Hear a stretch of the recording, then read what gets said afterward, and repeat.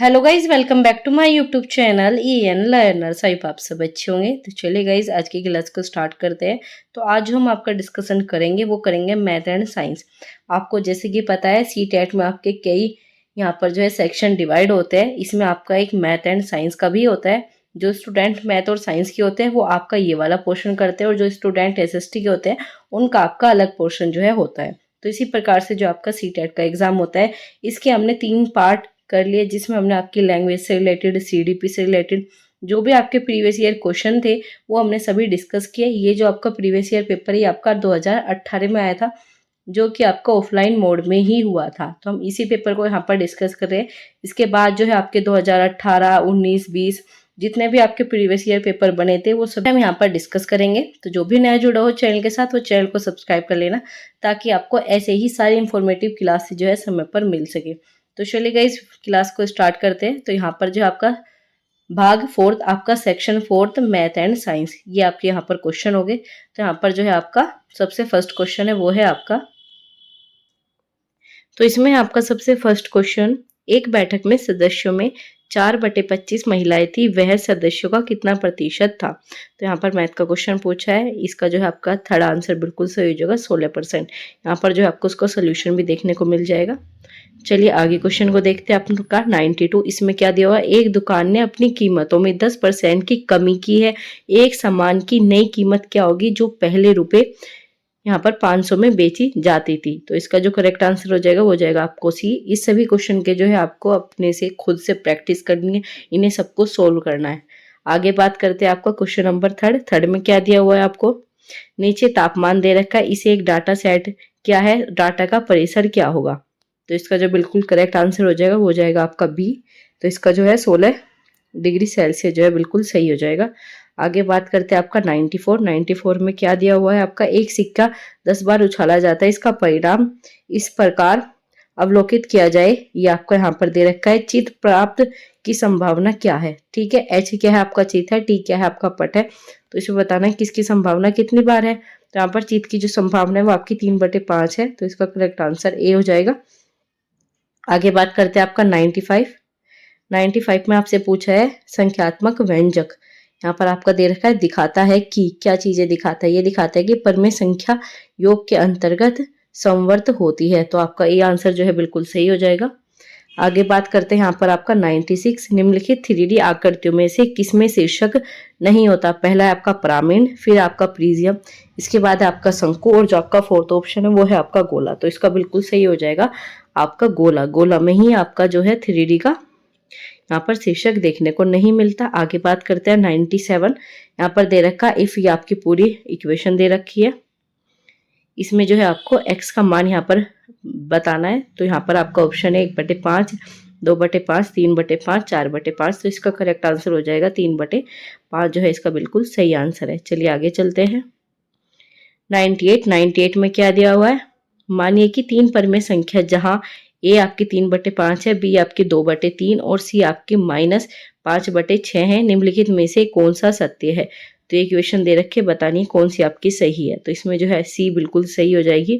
a + b + c जो है आपका = b + होल a + c आपका ब्रैकेट, ऐसे ये होगी आपकी सी जो है इसमें बिल्कुल सही हो जाएगा। आगे बात करते हैं आपका 99 में दिया है आपका ज्यामिति निरूपण जो पूरे और उसके अंश के बीच में संबंध दिखाता है। तो इसमें सबसे पहला आपका हिस्टोग्राम, पाई चार्ट, दंड चार्ट या फिर आपका चित्रलेख। तो इसका बिल्कुल सही आंसर हो जाएगा पाई चार्ट, बी आपका सही हो जाएगा। आगे बात करते हैं आपका क्वेश्चन नंबर 100, इसमें क्या दिया हुआ है, यदि Q एक प्राकृतिक संख्या P का वर्ग है तो P है, P एक क्या है आपका, P Q का वर्ग है या फिर Q का वर्गमूल है, Q के बराबर है या फिर Q से बड़ा है। तो ये क्या है आपका, प्रश्न अनुसार Q एक ऐसी प्राकृतिक संख्या है जो P का वर्ग है। तो आपका क्या हो जाएगा, इसमें B बिल्कुल सही हो जाएगा। आगे बात करते हैं 101 में क्या दिया हुआ है आपका, यहाँ पर आपको वैल्यू निकालनी है। तो इसका जो करेक्ट आंसर हो जाएगा आपका 10 हो जाएगा। सबसे पहले आप यहाँ पर 121 की निकाल लोगे। 121 किसका अंडर रूट होता है आपका 11 का, फिर आप इसके बाद इसमें ऐड कर दोगे 81 आ जाएगा, 81 का आपका 9 हो जाएगा, फिर 9 के बाद आप क्या कर दोगे, इसमें आप 91 ऐड करोगे, 100 आ जाएगा। तो इस प्रकार से आपका 10 आ जाएगा। ये क्वेश्चन जो है आपके पूछे जाते हैं और बहुत ही सिंपल ट्रिक से आपका बन जाता है। तो इसका जो है बिल्कुल सही आंसर हो जाएगा आपका 10। आगे बात करते हैं 102। इसमें क्या दिया, एक पार्क में आपके 784 पौधे व्यवस्थित किए जाते हैं ताकि पंक्ति में पौधों की संख्या पंक्तियों की संख्या के समान ही हो। प्रत्येक पंक्ति में पौधों की संख्या क्या होगी, तो सीधा आपको यहाँ पर जो है इसका वर्गमूल निकाल लेना है तो आपका आंसर आ जाएगा। तो इसका बिल्कुल 28 जो है सही आंसर हो जाएगा। आगे बात करते हैं आपका यहाँ पर 103 में क्या दिया हुआ है, यदि दो राशियां x और y एक दूसरे से व्युत्क्रम में घटते बढ़ते हैं तो निम्नलिखित में से कौन सा सत्य है। पहला है आपका उनके बीच में मानों का अनुपात एक समान बना रहता है।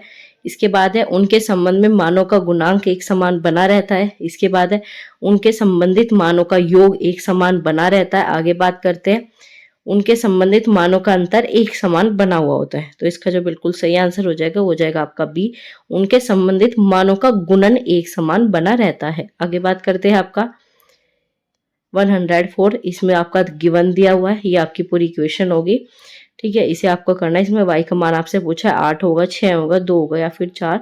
तो इसका सही हो जाएगा आपका 4 आंसर जो इसमें सही हो जाएगा। या तो आप आंसर को पुट कर इसमें आंसर निकाल लीजिए, ऐसे भी आपका आंसर निकल जाता है। ये जो ऑप्शन दे रखे हैं अगर आप इसके थ्रू अपना मैथ सोल्व करते हो तो आपका जो है जल्दी हो जाएगा और चीजें सही रहने की संभावना होती है। आगे बात करते हैं आपका यहाँ पर आ जाएगा 105।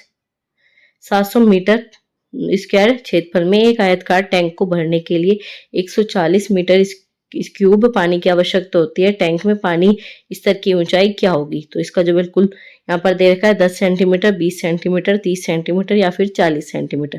तो इसका आंसर सही हो जाएगा 20 सेंटीमीटर। आगे बात करते हैं आपका 106 में क्या है, निम्नलिखित में से मुद्रा के योग का कौशल पढ़ाने के लिए सबसे उपयुक्त रणनीति कौन सी है। आपकी आईसीटी का प्रयोग है, रोल प्ले है, मॉडल का प्रयोग है या फिर आपकी बहुत सारी समस्याएं या फिर प्रश्न हल करना है। यहाँ पर पूछा आपका मुद्रा के योग, तो इसमें आपके पेडागोजिकल टर्म्स भी आपसे पूछी जाती है। तो इसमें जो है आपका बी बिल्कुल सही हो जाएगा। रोल प्ले जो है मुद्रा के योग का कौशल पढ़ाने के सबसे उपयुक्त रणनीति होती है। तो रोल प्ले जो सबसे अच्छा माना जाता है क्योंकि आपकी एक्टिविटी हो जाती है, इसमें बच्चा करके सीखता है। आगे बात करते हैं आपका 107। इसमें क्या दिया, अपनी कक्षा में गुना की अवधारणा को पढ़ाने के बाद एक शिक्षक अपने बच्चों को 48 को 4 से गुना करने को कहा। क्या कहा कि एक अध्यापक ने जहां पर गुना की अवधारणा समझा दी बच्चों को, उसके बाद कहा कि 48 में 4 की गुना कीजिए। तो उनके छात्र में से एक ने इसे मौखिक रूप से हल किया। 48 को 4 में गुना करने के लिए हमें पहले 48 जोड़ देते हैं जिससे आपका 96 मतलब 96 बन जाता है। फिर उसकी 96 में आपका जोड़ते हैं तो उसमें आपका 152 जो है बन जाता है, 192 जो है बन जाता है। इस प्रकार जो है 192 जो है इसका सही उत्तर है। तो इस रणनीति से आप क्या कह सकते हो, तो यहाँ पर क्या है आपकी बच्चे ने गुना करने के लिए गलत विधि का उपयोग किया है। तो ऐसा तो है नहीं, हम कभी भी बच्चों को गलत नहीं बताएंगे। चाहे आपके पेडागोजी में किसी भी टाइप का क्वेश्चन है, बच्चे कभी गलती नहीं करते और गलती कर भी रहे हैं तो वो गलत नहीं है। ये चीज आपको याद रखनी है, ये आपकी जो है ट्रिक है कि बच्चे कभी गलत नहीं होंगे। तो ये वाला ऑप्शन तो आपका होगा नहीं। संख्या को गुना करने के लिए उसके स्थानीय मान एल्गोरिदम का उपयोग करना चाहिए, तो ये तो आपका बिल्कुल गलत हो जाए क्योंकि यहाँ पर गलत विधि का उपयोग बताया। उसे गुना करने की अवधारणा समझ में नहीं आई, अगर उसे समझ में नहीं आती तो वो सही आंसर कैसे देता, तो ये भी गलत हो जाएगा। समस्या का एक गुना समस्या है और योग समस्या नहीं है। ये क्या है, दी गई समस्या एक गुना समस्या लेकिन योग की समस्या नहीं है, तो ये भी आपका गलत दे रखा है। इसका क्या है, उसने गुना को बार बार योग के रूप में समझा है कि उसने देखा कि अगर हम 2 दूनी करते हैं तो आपका 4 आता है, तो अगर हम 2 में 2 जोड़ देंगे तो भी तो 4 आएगा। तो उसने क्या करा, गुना को जो है आपके योग में समझ लिया। तो इस वजह से जो है आपका डी सही हो जाएगा। आगे बात करते हैं आपका 108 में क्या दिया है, बच्चों को समय की अवधारणा को प्रस्तावित करने के लिए प्रारंभिक गतिविधियों के रूप में निम्नलिखित में से कौन सी की जानी चाहिए। तो कौन सी गतिविधि इसमें की जानी चाहिए, वो भी समय की अवधारणा के लिए। तो सबसे पहला है आपका यहाँ पर समय से संबंधित वाक्यांशों के साथ पूर्व अनुभव के बारे में चर्चा करना। बच्चों को पढ़ाने की घड़ी के समय को कैसे पढ़ाया जा सके, बच्चों को पढ़ाना है कि घड़ी के समय को कैसे पढ़ाया जाए। आगे बच्चों को पढ़ाना कि बीते हुए समय की गणना कैसे करें, विभिन्न इकाइयों में समय का रूपांतरण करने में। तो ये 4 आपके पास ऑप्शन हो गए। जो इसका बिल्कुल करेक्ट आंसर है वो है आपका ये। हम क्या बताएंगे, बच्चों की समय की अवधारणा को प्रस्तावित करने के लिए प्रारंभिक गतिविधियों के रूप में हम वाक्यांशों के उसके पूर्व अनुभव के आधार पर क्या करेंगे, चर्चा करना उचित होगा। और इसमें आपके फर्स्ट ऑप्शन में यही बताया है क्या, उनके अवधारणाओं के, उनके पूर्व जो अनुभव है उनके बेस पर ही हम इस चीज को रिलेट कराएंगे। तो आपका ए जो है बिल्कुल सही हो जाएगा। आगे बात करते हैं आपका 109, निम्नलिखित में से कौन सा मूल्यांकन का उद्देश्य नहीं है। ये आपका सीधा आप कह सकते हो पेडागोजी से। मान लो आपके मैथ में या फिर किसी भी पेडागोजी में सीडीपी के आपके बहुत सारे कॉन्सेप्ट जो है उसी में रिपीट होते हैं, तो इसी वजह से जो आपको अपनी सीडीपी क्लियर करनी है, क्योंकि बाकी जो पेडागोजी है वो आपके यहाँ से ही क्लियर हो जाएगी। फिर 75 क्वेश्चन जो आपके पेडागोजी के आते हैं वो आपके यहाँ से बन जाते हैं। तो यहाँ पर क्या आ जाएगा आपका सबसे पहला, छात्र के विकास की निगरानी करना, निर्देशन निर्णय लेना, या फिर आपका पाठ्यक्रम की प्रभावशीलता का मूल्यांकन करना, प्रदर्शन के आधार पर बच्चों को रैंकिंग कराना। तो इसका जो बिल्कुल सही हो जाएगा वो जाए आपका निर्देशन निर्णय लेना, क्योंकि हम किसके बारे में बात करें, मूल्यांकन का उद्देश्य नहीं है। तो हम ऐसा नहीं करते कि बिल्कुल आपको जो है निर्देशन निर्णय लेने के लिए ही हम यहाँ पर मूल्यांकन कर रहे हैं। बाकी सब चीजें जो है आपकी पॉजिटिव है, लेकिन जो आपका नेगेटिव था वो आपका बी ही था, तो हमें इसमें नेगेटिव ही बाहर निकालना था। आगे बात करते हैं आपका 110 में क्या दिया हुआ है। उच्च प्राथमिक स्तर पर गणित पढ़ाने के लिए निम्नलिखित में से कौन सी विधि सबसे अधिक उपयुक्त है। सबसे पहली आपकी प्रदर्शन विधि, या फिर आपकी व्याख्यान विधि, या फिर आपकी गतिविधि आधारित अधिगम, या फिर आपका समस्या समाधान विधि। तो सबसे बेस्ट क्या आपकी प्रॉब्लम सॉल्विंग मेथड। तो आपका डी जो है बिल्कुल सही हो जाएगा। आगे बात करते हैं 111, इसमें दिया है आपका उच्च प्राथमिक स्तर पर गणित अधिगम के लिए निम्नलिखित में से कौन सा अधिक आवश्यक है। सबसे अधिक क्या है, एक समस्या को कई बार हल करना।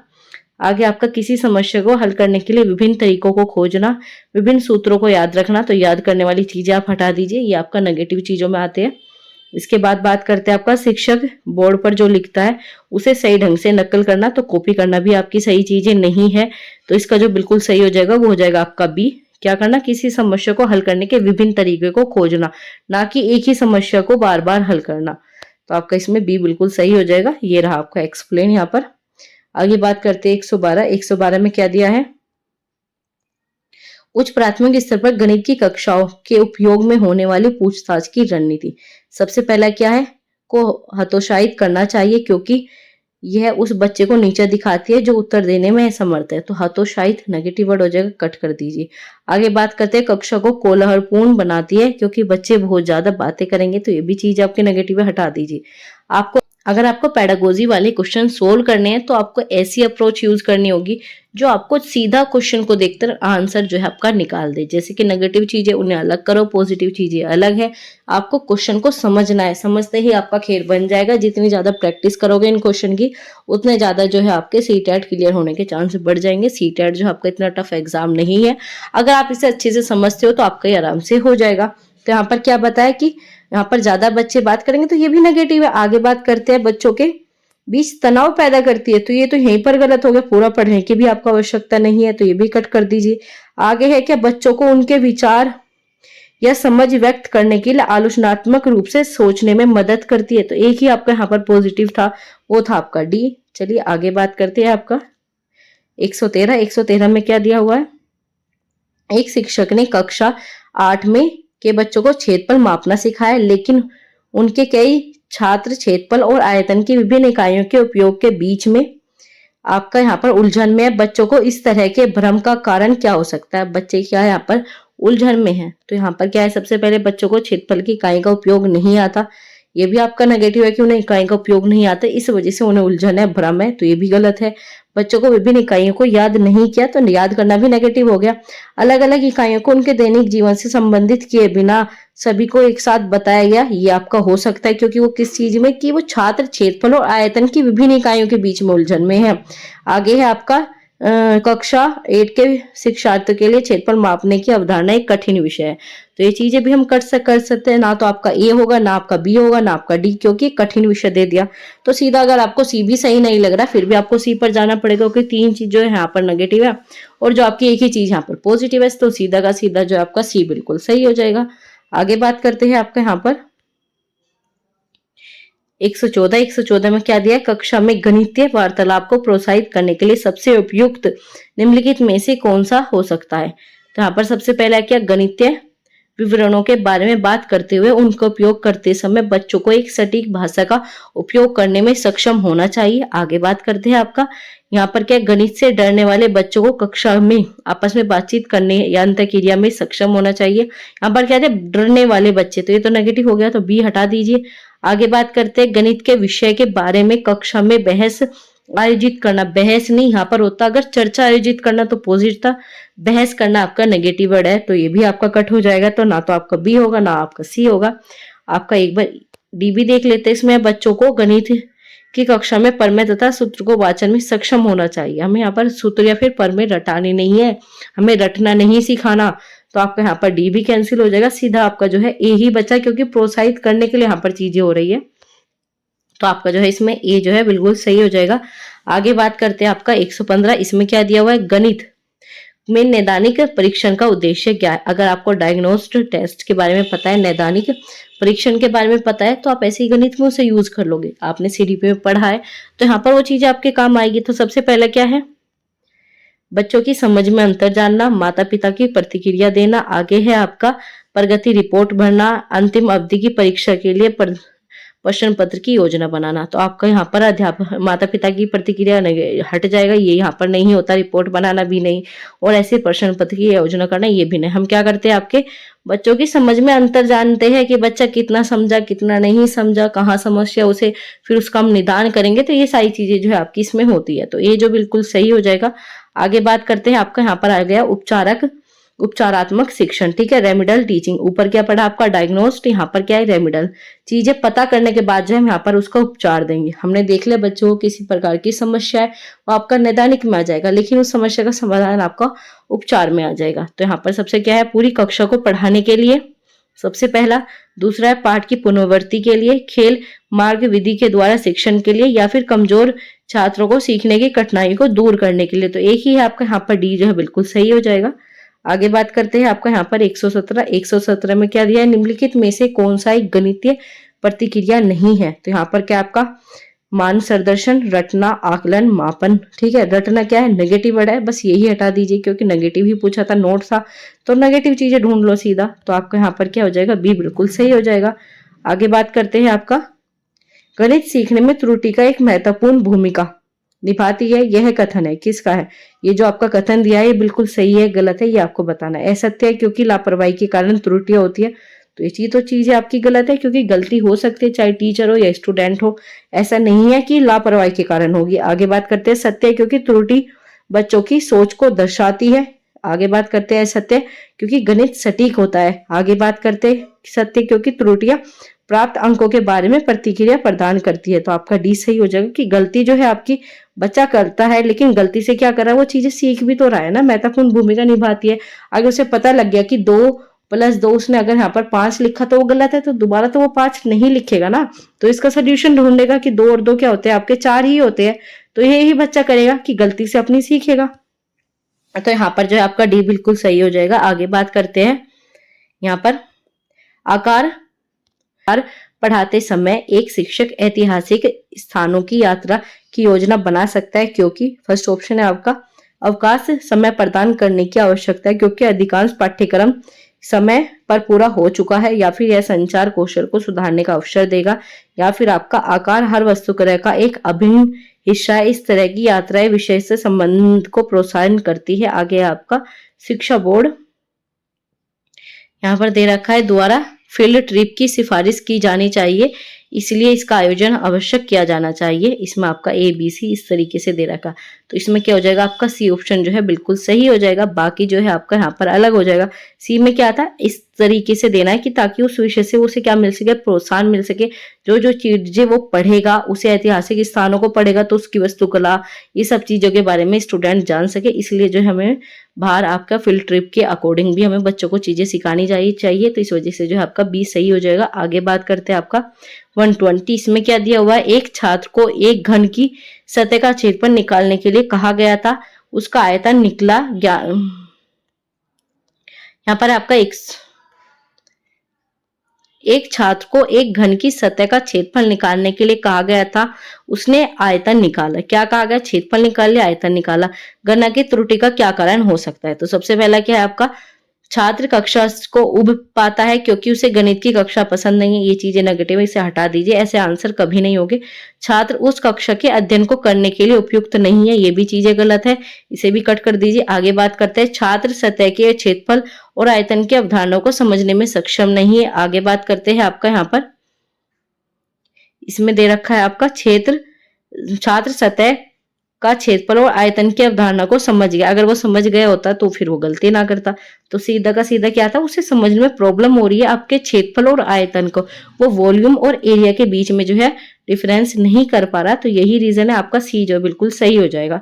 तो हमने जो है आपके 30 क्वेश्चन कंप्लीट कर लिए। अगली वीडियो में जो हम आपका इसका सेकंड पार्ट लेकर आएंगे, जिसमें हम आपके अगली 30 क्वेश्चन जो है डिस्कस कर लेंगे। बाकी क्वेश्चन जो आपको अगली क्लासेस में मिल जाएंगे। इस क्लास में जो थे हमने आपके पूरे 30 क्वेश्चन कंप्लीट कर लिए। तो चलिए गाइज, मिलते हैं आपसे अगली क्लास में। वीडियो अच्छी लगी हो तो प्लीज वीडियो को लाइक कर दीजिए, अपने दोस्तों के साथ शेयर कर दीजिए, और जो भी नया जुड़ा हो चैनल के साथ चैनल को सब्सक्राइब कर लीजिए, क्योंकि यहाँ पर आपको ऐसी ही इंपॉर्टेंट क्लासेज जो है प्रोवाइड की जाती है, जो आपके सीटेट के एग्जाम में बहुत ज्यादा हेल्पफुल होने वाली है। तो चलिए गाइज, मिलते हैं आपको अगली क्लास में। तब तक के लिए bye bye, take care, thanks for watching.